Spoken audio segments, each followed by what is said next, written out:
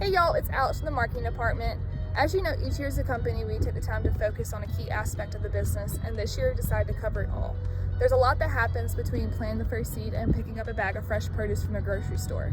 Each of the employees plays such a big part in that we think it's only right that we share all of y'all's hard work. Not only that, but it's important for our community to see where their food comes from. So stick around and follow along with each chapter of our story of Where Fresh Happens.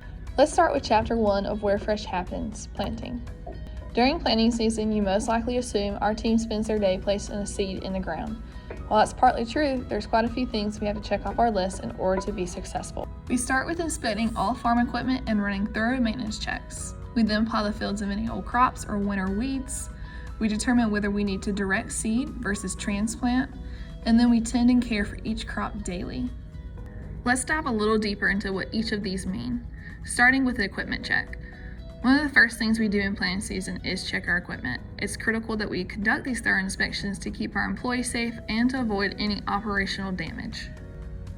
Next, we tend to the fields. Our farmers take their time to plow each field. Like I said, this gets rid of any old crop or winter weeds. Plowing prepares the soil for planting by creating open furrows in the ground. This breaks up the soil and brings nutrients to the surface, giving our seedlings the best environment to grow throughout the season. Next, let's look at seed size. Unless you're the one doing the planting, something interesting you may not know is that seed size can vary. Sometimes your biggest crop has the smallest seed. For example, you can see here that cilantro has a much larger seed than mustard greens. Here we have a field of rye strips. You've likely passed a field of them or two around the farm.